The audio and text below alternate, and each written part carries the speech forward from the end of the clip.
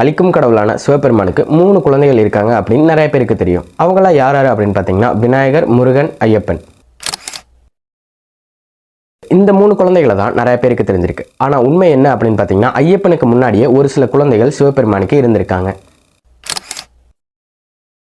புராணத்துப்படி மொத்தமாக 8 குழந்தைகள் சிவபெருமானுக்கு இருந்திருக்காங்க. அதில் 7 குழந்தைகள் கடவுளாக வணங்கப்படுறாங்க. அதில் ஒரு குழந்தைய சிவபெருமானே கோபமடைஞ்சு கொண்டு இருக்காரு. சிவபெருமானோட மற்ற குழந்தைகள் யாரு, அதில் ஒரு குழந்தைய ஏன் அவரே கொல்லணும், கொல்றதுக்கு காரணம் என்ன அப்படிங்கிறத பற்றி தான் இந்த வீடியோவில் நம்ம ஃபுல் அண்ட் ஃபுல் பார்க்க போகிறோம். வீடியோ இன்ட்ரெஸ்டிங்காக இருக்கும். முடிஞ்சளவுக்கு வீடியோ ஸ்கிப் பண்ணாமல் ஃபுல்லாக பாருங்கள். இன்ட்ரோ போட்டு வீடியோக்குள்ளே போயிடலாம்.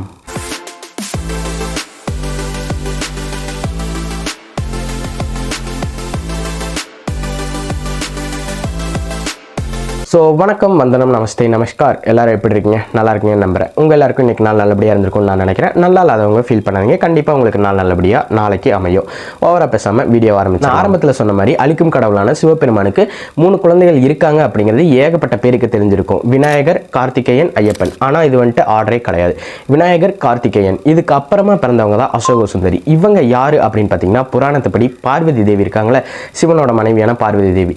அவங்க இந்த அசோக சுந்தரி அப்படிங்கிற பெண்ணை வரமா பெற்றிருக்காங்க சிவன்கிட்ட. என்ன காரணம் அப்படின்னு பார்த்தீங்கன்னா அடிக்கடி சிவன் தவம் புரிய போயிடுறனாலையும் அவங்க அதிகமாக தனிமையில் இருக்க காரணத்தினாலையும் அவங்களுக்கு ஒரு துணை வேணும் அப்படிங்கிற காரணத்தினால அசோக சுந்தரி அப்படிங்கிற ஒரு பெண்ணை தனக்கு குழந்தையா வேணும்னு சொல்லிட்டு சிவபெருமான்கிட்ட வரமா அவங்க கேட்டிருக்காங்க. இந்த அசோக சுந்தரி அப்படிங்கிற பெண்ணை பார்த்தீங்கன்னா சிவபுராணத்திலையும் சரி பத்தம் புராணத்திலையும் சரி சொல்லியிருக்காங்க. இவங்க மக்களோட விருப்பத்தை நிறைவேற்ற ஒரு கடவுளாக இருக்காங்க. இவங்களை பற்றின கதையை பார்த்தீங்கன்னா நீங்கள் அதிகமாக குஜராத் அதை ஒட்டி இருக்க மாநிலங்களில் நீங்கள் அதிகமாக கேட்க முடியும். அடுத்தது அசோக சுந்தரி அவங்களுக்கு அப்புறமா பிறந்தது யாரு அப்படின்னு பார்த்தீங்கன்னா ஜோதி அப்படின்னு சொல்லப்படுறவங்க தான். இவங்களை தெற்குல அதிகமாக வழிபடுறாங்க. சிவபெருமானோட சேர்த்து ஜோதியையும் வழிபடுறாங்க. இந்த ஜோதி அப்படிங்கிறவங்க பிறந்ததுக்கு 2 காரணங்கள் சொல்லுவாங்க. ஒன்று, சிவபெருமானோட ஒளியிலிருந்து அவங்கள்ட்ட இருக்க பிரகாசத்துலேருந்து இந்த ஜோதி அப்படிங்கிற குழந்தை தோன்றுச்சு அப்படின்னு ஒரு சிலர் சொல்றாங்க. ஆனால் ஒரு சிலர் என்ன சொல்றாங்கன்னா பார்வதி தேவியோட நெற்றிலிருந்து ஒரு டைம் ஒரு தீப்பொறி வெளியே வந்துச்சு. அந்த தீப்பொறியிலிருந்து வெளிவந்தவங்க தான் இந்த ஜோதி அப்படிங்கிற கடவுள்னு சொல்லிட்டு இருக்காங்க. இந்த ஜோதி அப்படிங்கிறவங்களுக்கு அடுத்தபடியாக பிறந்த குழந்தை யாரு அப்படின்னா மானசா தேவி தான். இவங்களுக்கு மேல இந்த மானசா தேவி அப்படிங்கிற குழந்தை மேல பார்வதிக்கு பெருசாக ஈர்ப்பு கிடையாது. அவங்களுக்கு பொறாமை தான் ஜாஸ்தி. ஏன் அப்படின்னு பார்த்தீங்கன்னா புராணத்தின் அடிப்படையில் இந்த மானசா தேவி எப்படி பிறந்திருக்காங்கன்னா பாம்புகளின் தாய். ஓகேவா? அந்த காலத்தில் வாழ்ந்துட்டு இருந்த பாம்புகள் எல்லா பாம்புகளுக்கும் தாயான கத்ரோ அப்படின்னு சொல்லப்படுற தெய்வம் ஒரு பெண் பார்த்தீங்கன்னா ஒரு சிலையை செஞ்சு வைக்கிறாங்க. அந்த சிலையில சிவனோட விந்து பட்டு அதுக்கப்புறமா அந்த சிலை உயிர் பெற்று மானசா தேவி அப்படிங்கிற ஒரு குழந்தையா பிறந்துச்சு. இவங்க பார்வதி தேவியோட நேரடியான குழந்தை இல்லாத காரணத்தினால பார்வதி தேவிக்கு இவங்க மேல பொறாமை ஜாஸ்தி. இந்த மானசா தேவி பார்த்தீங்கன்னா பாம்புகளோட ஆசை இருக்குல்ல, அதை நடுநிலைப்படுத்துறதாகவும் பாம்பு கடியை குணப்படுத்துறதாகவும் மக்களால் நம்பப்படுது. இதுக்கப்புறம் தான் ஐயப்பன் பிறந்தாரு. ஐயப்பன் எப்படி பிறந்தாரு அப்படிங்கிற ஒரு தனி வரலாறு நம்ம சேனலில் வீடியோவாக போட்டிருக்கோம். அந்த வீடியோ லிங்க் வேணா டிஸ்கிரிப்ஷனில் கொடுக்குறேன். இன்ட்ரெஸ்ட் இருக்கவங்க இதை முடிச்சதுக்கப்புறம் பார்த்து தெரிஞ்சுக்கோங்க. இதுக்கப்புறமா சுகேஷ் அப்படிங்கிற ஒருத்தர் சொல்லப்படுறாரு. சுகேஷ் அப்படிங்கிறவங்க யாருன்னா இவங்களோட தாய் ரொம்ப ரொம்ப சிறியவள். அவங்களோட வயது பார்த்தீங்கன்னா ரொம்ப ரொம்ப சின்னது.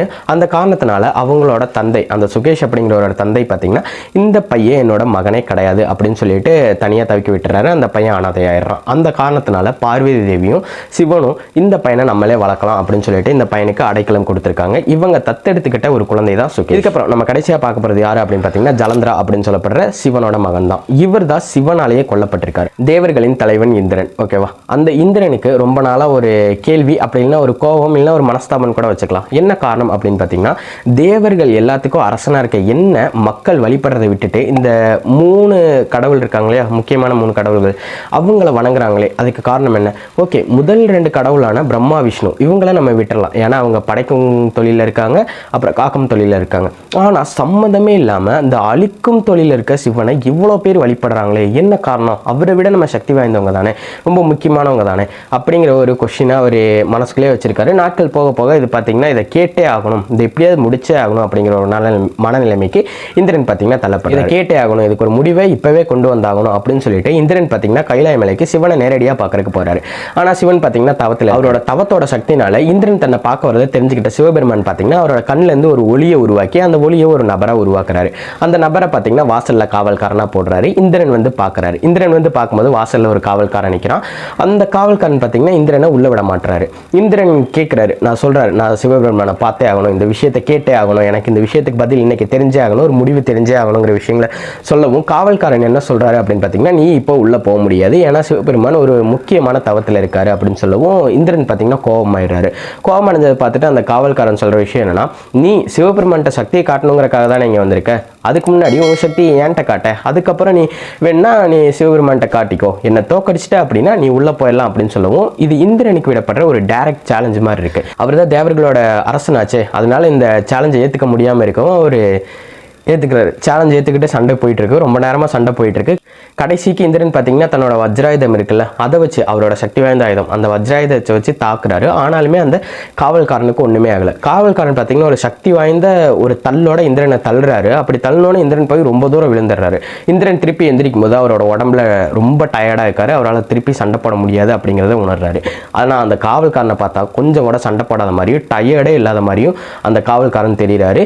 எந்திரிச்சு பார்க்கும்போது அந்த காவல்காரனோட கண்ணுல ஒரு பயங்கரமான கோவம். இது யாரு அப்படிங்கிறத தெரிஞ்சுக்கிட்ட இந்திரன் பார்த்தீங்கன்னா போய் காலில் போய் விழுந்துட்டு சொல்ற விஷயம் என்னன்னா, இது நீங்க தானே எனக்கு தெரிஞ்சிருச்சு, என்னை மன்னிச்சிருங்க, நான் ரொம்ப ஆணவத்தோட இருந்துட்டேன், நான் ரொம்ப கர்வத்தோட இருந்துட்டேன் அப்படின்னு சொல்லிட்டு மன்னிப்பு கேட்கிறாரு. அந்த காவல்காரன் யாரு அப்படின்னு பார்த்தீங்கன்னா சிவபெருமானே தன்னை ஒரு உருவமா மாற்றி அங்க வந்து இருந்திருக்காரு. இதை தெரிஞ்சுக்கிட்டு அவர் மன்னிப்பு கேட்கிறாரு.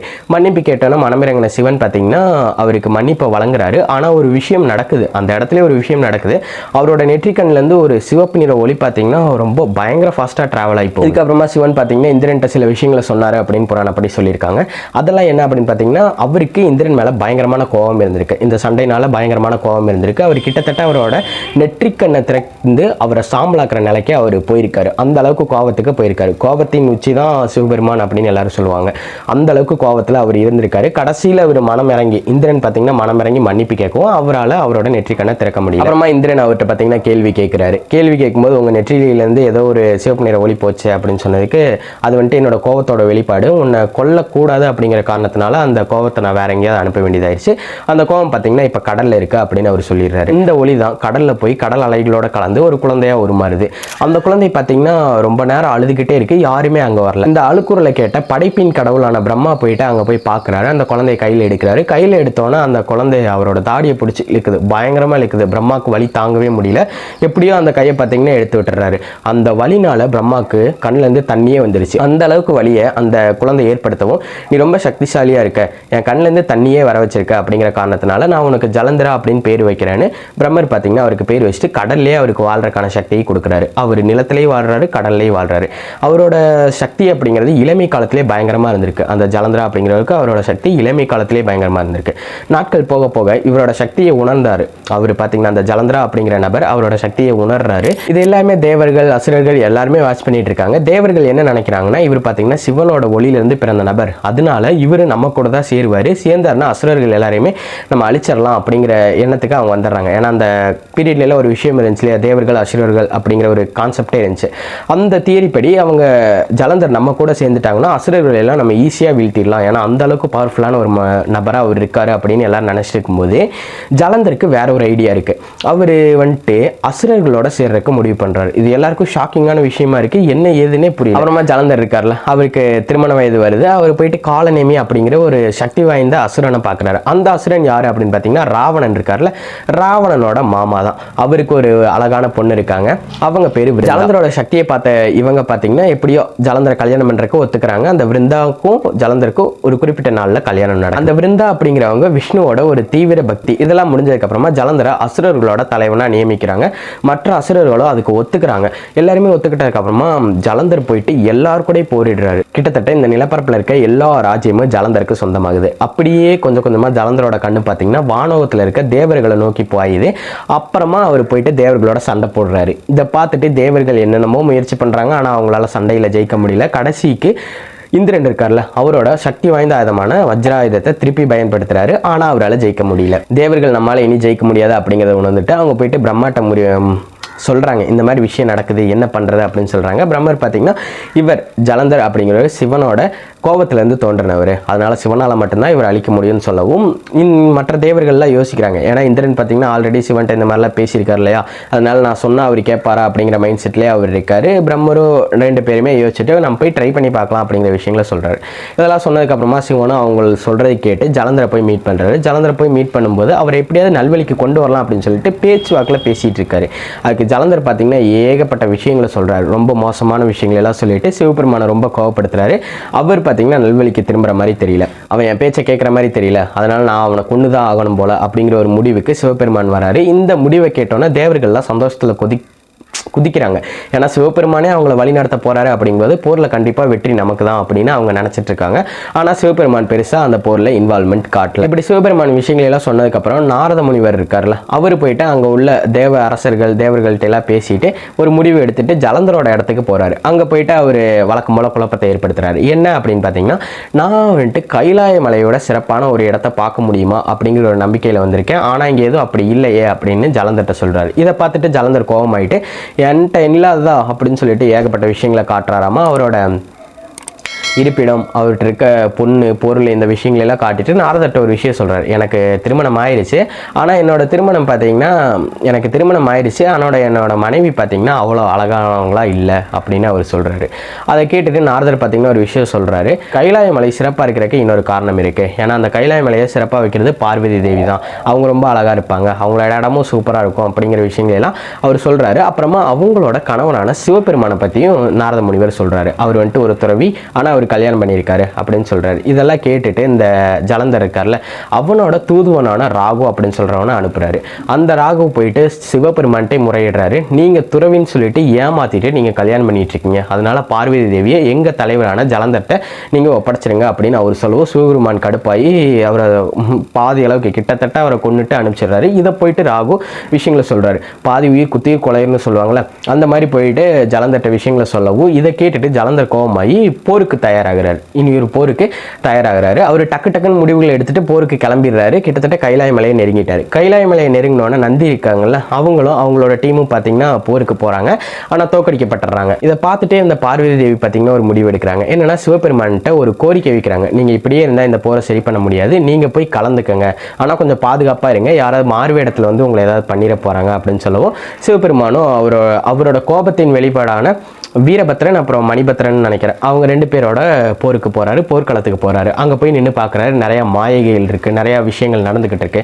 இதை தெரிஞ்சுக்கிட்ட ஜலந்தர் பார்த்தீங்கன்னா சிவபெருமானோட வடிவில் பார்வதி தேவியை பார்க்க போறாரு. ஆனால் இங்கே வந்திருக்கிறது சிவபெருமான் இல்லை, ஜலந்தர் தான் அப்படிங்கிறத தெரிஞ்சுக்கிட்ட பார்வதி தேவி பயங்கர கோபத்தோட அவரை திட்டிட்டு வேற ஒரு இடத்துக்கு போயிட்டு விஷ்ணுக்கிட்ட முறையிடுறாங்க. என்ன அப்படின்னு பார்த்தீங்கன்னா, எனக்கு நடந்த இதே விஷயம் அந்த ஜலந்தரோட மனைவியான விருந்தாக்கு நடக்கணும் அப்படின்னு அவங்க கேட்குறாங்க.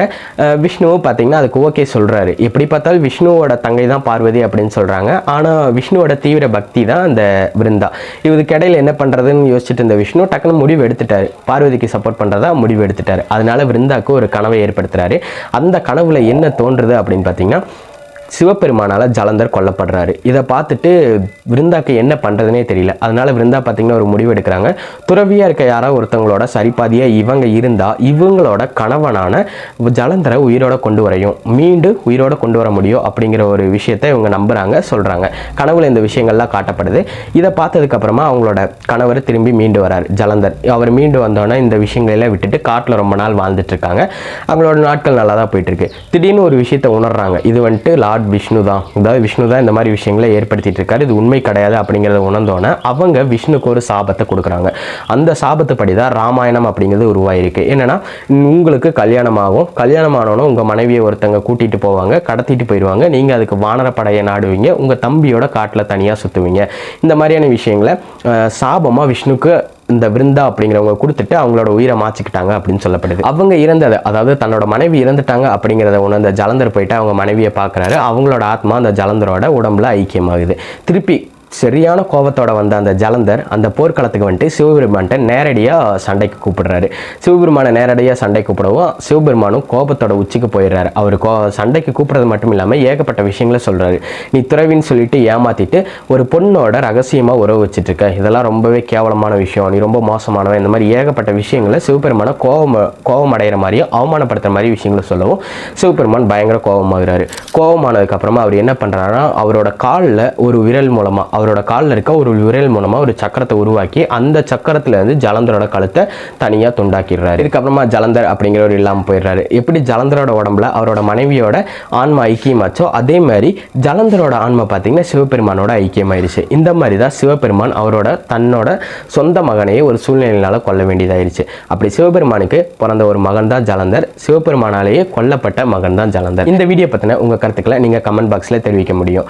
இந்த வீடியோ நல்லா இருக்குப்பா, ஆனால் இந்த விஷயங்களெல்லாம் நீ மாற்றிக்கிட்டா உன் வீடியோ பார்க்குறதுக்கு இன்னும் சூப்பராக இருக்கும் அப்படின்னு எனக்கு ஏதாவது சஜஷன் நீங்கள் சொல்லணும் அப்படின்னு நினச்சாலும் அதை நீங்கள் கமெண்ட் பாக்ஸில் தெரிவிக்க முடியும். இதே மாதிரி இன்ட்ரெஸ்டிங்கான வீடியோஸ் உங்களுக்கு ரெகுலராக வேணும் அப்படின்னு நினச்சிங்கன்னா நீங்கள் மறக்காமல் பண்ண வேண்டிய ஒரே விஷயம் நம்ம சேனலை சப்ஸ்கிரைப் பண்ணி பெல் ஐக்கன் கிளிக் பண்ணி வச்சுக்கோங்க. அப்புறம் இன்னொரு முக்கியமான விஷயம் இருக்குது. இந்த மாதிரியான வீடியோஸ் உங்கள் ஃப்ரெண்ட்ஸோ ஃபேமிலியோ அவங்க யாராவது பார்ப்பாங்க அப்படின்னு நினச்சிங்கன்னா அவங்களுக்கும் நான் வீடியோ ஷேர் பண்ணி அவங்களுக்கும் பார்க்க சொல்லி பிடிச்சிருந்தா சப்ஸ்கிரைப் பண்ணி பெல் ஐக்கன் கிளிக் பண்ணி வச்சுக்க சொல்லுங்கள்.